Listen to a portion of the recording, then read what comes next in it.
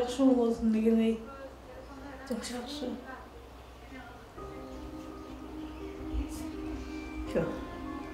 Kızlarımın vaktısı için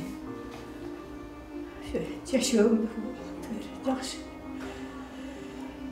Uzak yaşayıverim. Bana ел жұртқа қайырланмен тағын. Жерден берсе, өзімізден әрекет қылса, борын алмаштырғанға.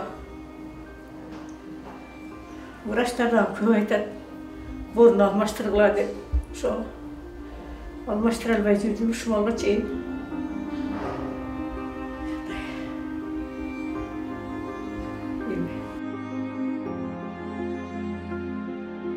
Надира Коңурова 35 жашта. Ал Өзгөн районунун Мырзарык айылынын тургуну. Азыр кытапта оор дартка чалдыгып, жан кыйнаган оору ага түнкүсүн уйку бербей, жашоонун жаркын күндөрүн сезе албай жаткан учуру. Каарманыбыздын боор оорусуна чалдыккан 15 жылдын жүзү болуп калды. Башта дарыгерлер гепатит Б деген диагноз койгон. Жыл өткөн сайын оору түшүп, эми боордун цирроз дарты менен ооруп жатат.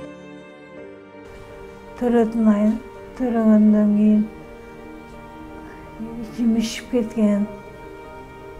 Экинчи кызым төрөгөндөн кийин 2006-жылы цирроз печени деп диагноз беришкен.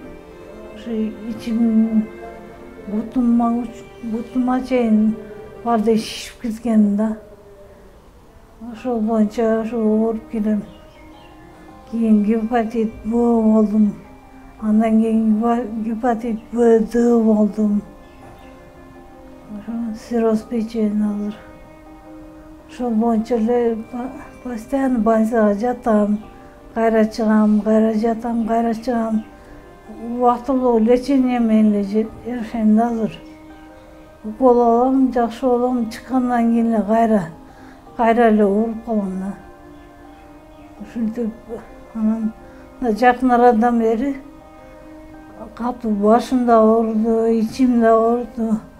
Катуу ооруп, комага түштүм, реанимацияга 2 жолу түштүм. Азыр оорум күчөп кетти да, катуулап кетти.